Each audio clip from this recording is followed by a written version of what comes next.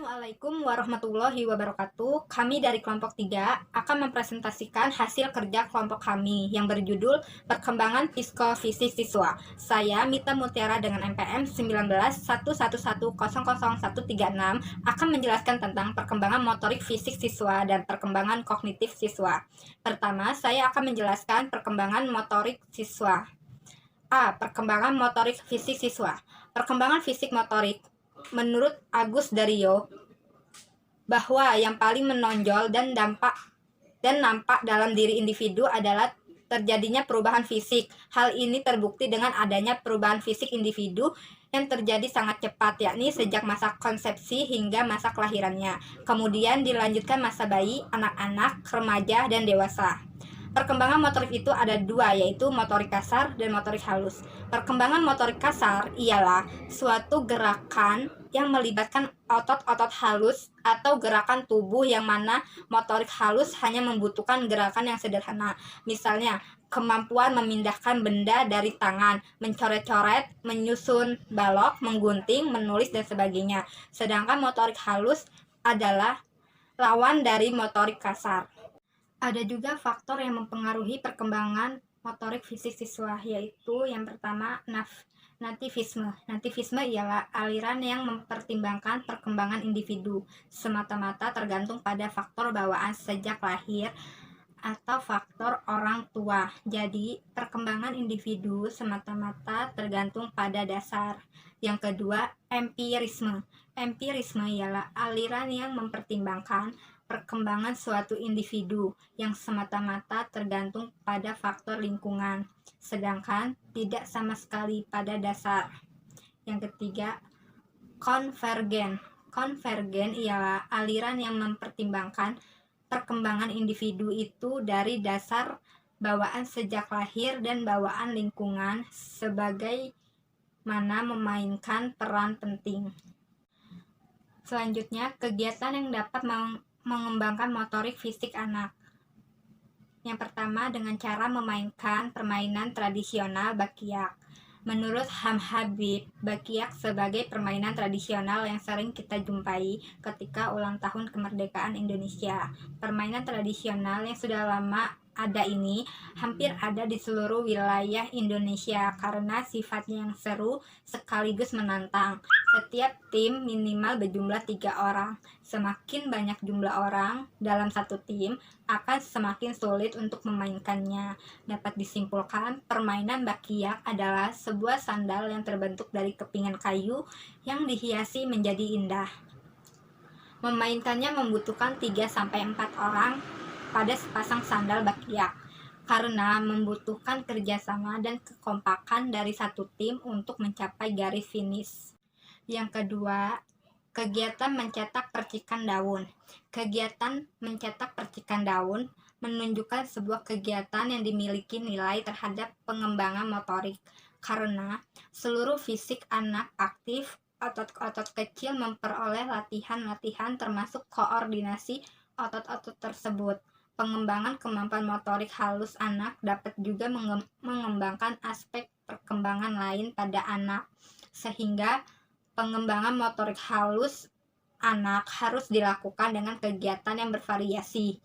Kegiatan mencetak percikan daun dapat mengembangkan berbagai gerakan yang menyeimbangkan koordinasi mata dan tangan dilakukan oleh anak. Dalam kegiatan pembelajaran, guru dan anak sangat berperan aktif. Yang ketiga, kegiatan berlari zigzag. Menurut Hanzik dan Anwar, kegiatan berlari zigzag adalah kegiatan berlari dengan cara berlari sambil berkelok-kelok dan menghindari sesuatu yang jajar lurus ke arah depan. Dengan menerapkan lari zigzag, berbagai variasi dapat meningkatkan perkembangan motorik kasar anak. Dan adanya faktor-faktor yang mempengaruhi perkembangan, kita dapat meningkatkan kembali perkembangan motorik anak melalui berbagai kegiatan berlari-lari lainnya. Selanjutnya, B. Perkembangan kognitif siswa. Pengertian perkembangan kognitif.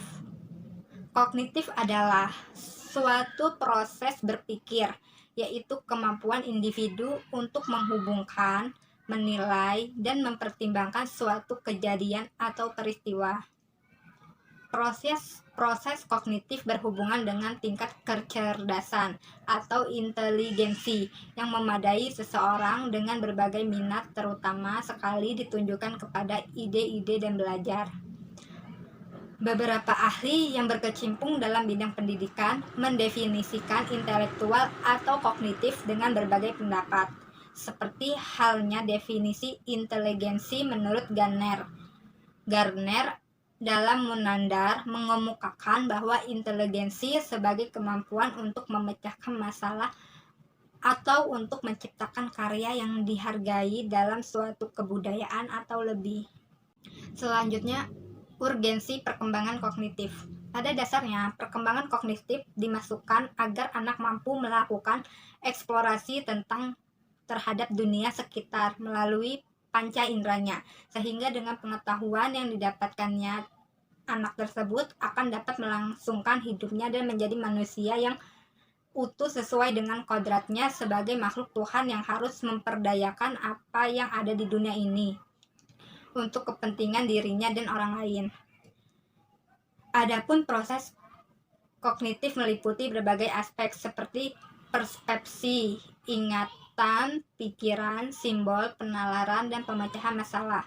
Sehubungan dengan hal ini, Piaget berpendapat bahwa pentingnya guru mengembangkan kognitif pada anak adalah agar anak mampu mengembangkan daya persepsinya berdasarkan apa yang dilihat, didengar, dan dirasakan, sehingga anak akan memiliki pemahaman yang utuh dan komprehensif agar untuk mampu melatih ingatan terhadap semua peristiwa dan kejadian yang pernah dialami, dan agar anak mampu memecahkan persoalan hidup yang dihadapinya, sehingga pada akhirnya anak akan menjadi individu yang mampu menolong dirinya sendiri. Yang terakhir, faktor yang mempengaruhi perkembangan kognitif siswa. Banyak faktor yang dapat mempengaruhi perkembangan kognitif, namun sedikitnya faktor yang mempengaruhi perkembangan kognitif dapat dijelaskan sebagai berikut. Yang pertama, faktor hereditas atau keturunan. Teori hereditas atau nativisme yang dipelopori oleh seorang ahli filsafat, Schopenhauer, berpendapat bahwa manusia lahir sudah membawa potensi-potensi tertentu yang tidak dapat dipengaruhi oleh lingkungan. Dikatakan pula bahwa taraf inteligensi sudah ditentukan sejak anak dilahirkan. Para ahli psikologi Lehrin, Lindsay, dan Spuer berpendapat bahwa taraf inteligensi 7-80% merupakan warisan atau faktor keturunan. Yang kedua, faktor lingkungan. Teori lingkungan atau empirisme dipelopori oleh John Locke. Locke berpendapat bahwa manusia dilahirkan dalam keadaan suci seperti kertas putih yang masih bersih, belum ada tulisan atau noda sedikit pun. Teori ini dikenal luas dengan sebutan teori tabula rasa. Menurut John Locke, perkembangan manusia sangatlah ditentukan oleh lingkungannya. Berdasarkan pendapat Locke, taraf inteligensi sangatlah ditentukan oleh pengalaman dan pengetahuan yang diperolehnya dari lingkungan hidup. Selanjutnya, faktor kematangan. Tiap organ atau fisik maupun psikis dapat dikatakan matang jika telah mencapai kesanggupan menjalankan fungsinya masing-masing. Kematangan berhubungan erat dengan usia kronologis atau usia kalender. Yang keempat, faktor pembentukan. Pembentukan ialah segala keadaan di luar diri seseorang yang mempengaruhi perkembangan inteligensi. Pembentukan dapat dibedakan menjadi pembentukan sengaja seperti sekolah formal dan pembentukan tidak sengaja seperti pengaruh alam sekitar, sehingga manusia berbuat inteligensi karena untuk mempertahankan hidup atau dalam bentuk penyesuaian diri. Yang kelima, faktor minat dan bakat. Minat mengantarkan perbuatan kepada suatu tujuan dan merupakan dorongan untuk berbuat lebih giat dan lebih baik lagi. Adapun bakat diartikan sebagai kemampuan bawaan, sebagai potensi yang masih perlu dikembangkan dan dilatih agar terwujud. Bakat seseorang akan mempengaruhi tingkat kecerdasannya. Artinya, seseorang yang memiliki bakat tertentu, maka akan semakin mudah dan cepat mempelajarinya. Yang keenam, ada faktor kebebasan. Kebebasan yaitu keleluasaan manusia untuk berpikir. Divergen atau menyebar yang berarti bahwa manusia dapat memilih metode-metode tertentu dalam memecahkan masalah-masalah, juga bebas dalam memilih masalah sesuai kebutuhannya. Segitu saja dari saya. Materi selanjutnya akan dijelaskan oleh Saya akan melanjutkan materi selanjutnya, yaitu tentang perkembangan bahasa siswa. Kemampuan berbahasa yang paling nampak dalam kehidupan sehari-hari adalah berbicara. Anak pada awal masa kanak-kanak mempunyai keinginan yang sangat kuat untuk berbicara karena satu, sebagai sarana bersosialisasi. Kalau mereka tidak dapat berbicara, tidak dapat diterima sebagai anggota kelompok. Dua, mereka belajar berbicara sebagai sarana untuk memperoleh kemandirian. Kalau mereka tidak dapat berbicara, orang tua tidak mengerti keinginan anak, sehingga anak selalu dibantu seperti bayi, akibatnya tidak mandiri. Faktor yang mempengaruhi perkembangan bahasa anak. Menurut Jussi Rizka, perkembangan bahasa dipengaruhi oleh beberapa faktor. Faktor-faktor tersebut seperti kesehatan, status sosial ekonomi, jenis kelamin, hubungan keluarga, akses komunikasi, kemampuan bicara anak pada umur tertentu. Sekitar umur 2-3 tahun, anak sudah dapat membuat kalimat yang terdiri dari 3 kata atau 4 kata, terutama kata benda. Sesudah anak berumur 3 tahun, pada umumnya sudah dapat membuat kalimat yang terdiri atas 6-8 kata. Kesulitan yang dihadapi anak dalam berbicara, mereka sulit mengucapkan huruf-huruf mati seperti Z, W, D, S, dan G. Dan kombinasi huruf mati adalah ST, STR, STR, DR, dan FL yang diduga akan berlanjut sampai anak-anak masuk sekolah dasar kelas 1. Mengenai isi pembicaraan pada awalnya, pembicaraan anak bersifat egosentris, yaitu dia berbicara tentang dirinya sendiri, kesenangannya sendiri. Mereka tidak berusaha untuk bertukar ide atau memperhatikan pendapat orang lain. D. Perkembangan sosio-emosional. 1. Pengertian perkembangan sosial. Perkembangan sosial berkaitan erat dengan keseharian seseorang. Bagaimana tidak, manusia adalah makhluk sosial, tentunya setiap hari akan bersosialisasi dengan makhluk lainnya. Untuk itu, pencapaian perkembangan sosial menjadi perhatian penting bagi pemerhati perkembangan anak. Menurut Suryadi, perkembangan sosial adalah tingkat jalinan interaksi anak dengan orang lain, mulai dari orang tua, saudara, teman bermain, hingga masyarakat yang luas. 2. Pengertian perkembangan emosional. Emosional merupakan cerminan karakter seseorang dalam bertindak, terutama menghadapi permasalahan. Lazimnya, setiap orang akan menampilkan kualitas emosionalnya ketika dibenturkan dengan permasalahan. Untuk itu, penting mendalami perkembangan emosional anak agar diberikan asupan sesuai tahap perkembangannya. Menurut Suryadi, perkembangan emosional adalah luapan perasaan ketika anak berinteraksi dengan orang lain. Anak dalam berinteraksi seringkali dijumpai meluapkan spontanitas tindakan dan ucapan sebagai wujud refleksi dalam dirinya. Akan tetapi hal ini tentu tidak pantas dibiarkan, apalagi melekat pada karakter anak. 3. Pengertian perkembangan sosial emosional. Perkembangan sosial emosional adalah kepekaan anak untuk memahami perasaan orang lain ketika berinteraksi dalam kehidupan sehari-hari. Dalam makna ini, anak diupayakan pembekalan sikap peka terhadap lingkungan. Bagaimana dalam interaksi anak diberi pemahaman bahwa setiap orang berbeda-beda dan juga memiliki kesamaan. Assalamualaikum warahmatullahi wabarakatuh. Nama saya Muhammad Iksan Widiawan, MPM 191100100139. Di sini saya akan melanjutkan presentasi dari kelompok kami, materi terakhir yaitu tentang perkembangan moral peserta didik. Yaitu yang pertama, langsung saja pengertian perkembangan moral. Yang A. Nah, pengertian perkembangan moral ini adalah perkembangan moral itu perkembangan yang berkaitan dengan aturan, konvensi mengenai apa yang seharusnya dilakukan oleh manusia dalam interaksinya terhadap orang lain. Kemudian B, teori psikoanalisa tentang perkembangan moral. Dalam teori ini menggambarkan perkembangan moral dibagi menjadi 3 struktur kepribadian manusia, yaitu yang pertama ide, yang kedua ego, dan yang ketiga superego.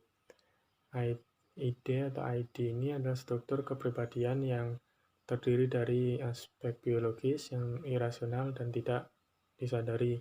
Kemudian ada yang kedua ego. Ego adalah struktur kepribadian yang terdiri dari aspek psikologis, yaitu subsistemnya ego yang rasional dan disadari namun tidak memiliki moralitas. Kemudian yang ketiga yaitu superego. Superego adalah struktur kepribadian yang terdiri dari aspek sosial yang berisikan sistem nilai moral yang benar-benar memperhitungkan benar atau salahnya sesuatu. Kemudian C, teori belajar sosial tentang perkembangan moral. Teori belajar sosial tentang perkembangan moral ini melihat tingkah laku moral sebagai respon atau stimulus. Dalam hal ini, proses penguatan, penghukuman, dan peniruan itu digunakan untuk menjelaskan perilaku moral anak-anak. Kemudian yang D, teori kognitif Piaget tentang perkembangan moral. Teori kognitif Piaget tentang perkembangan moral ini mengenai pembangunan moral atau pengembangan moral melibatkan prinsip-prinsip dan proses-proses yang sama dengan pertumbuhan kognitif yang ditemui dalam teorinya tentang perkembangan intelektual. Bagi Piaget, perkembangan moral digambarkan melalui aturan permainan. Kemudian yang terakhir E, itu teori Kohlberg tentang perkembangan moral. Teori Kohlberg tentang perkembangan moral itu merupakan perluasan atau modifikasi dari redefinisi teori Piaget. Nah, berdasarkan pertimbangan yang diberikan atas pertanyaan kasus dilematis yang dihadapi seseorang. Kohlberg ini mengklasifikasikan perkembangan moral itu atas 3 tingkatan atau level yang kemudian dibagi menjadi 6 tahap atau stage. Nah, Kohlberg ini setuju dengan Piaget yang mana menjelaskan bahwa sikap moral itu bukan hasil sosialisasi atau pelajaran yang diperoleh dari pengalaman, tetapi tahap-tahap pelajaran yang diperoleh dari pengalaman moral terjadi dan aktivitasnya itu spontan dari anak-anak tersebut. Kemudian hal terpenting atau hal lain yang ada dalam teori perkembangan moral menurut Kohlberg adalah orientasinya, yang mana mengungkapkan moral itu yang hanya ada dalam pikiran dan dibedakan dengan tingkah laku moral dalam arti perbuatan yang nyata. Kemudian ada penalaran moral. Moral adalah suatu kebutuhan penting bagi remaja, terutama sebagai pedoman menemukan identitas dirinya, mengembangkan hubungan personal yang harmoni, dan menghindari konflik-konflik peran yang selalu terjadi dalam masa transisi. Kemudian ada implikasi perkembangan moral terhadap pendidikan. Implikasi perkembangan moral terhadap pendidikan ini dalam sekolah itu sebagai lembaga pendidikan, yang mana dituntut untuk membantu peserta didik dalam mengembangkan moral mereka, sehingganya mereka dapat menjadi manusia yang moralis atau moralitas. Nah, dalam strategi yang mungkin dapat dilakukan guru di sekolah dalam membantu perkembangan moral adalah yang pertama, yaitu memberikan pendidikan moral melalui kurikulum tersembunyi atau hidden curriculum. Yang kedua yaitu memberikan pendidikan moral secara langsung atau direct moral education. Dan yang ketiga yaitu memberikan pendekatan moral melalui pendekatan klasifikasi nilai, values clarification. Dan yang keempat atau yang terakhir yaitu menjadikan pendidikan wahana yang kondusif bagi peserta didik untuk menghayati agamanya, tidak hanya sekedar bersifat teoritis, tetapi penghayatan yang benar-benar dikonstruksi dari pengalaman keberagaman. Sekian dari penjelasan saya dan kelompok kami. Apabila dari kelompok kami ada salah kata ucap maupun perbuatan, kami mohon maaf dan kepada Allah kami mohon ampun. Kurang lebihnya kami akhiri. Sekian dan terima kasih. Wassalamualaikum warahmatullahi wabarakatuh.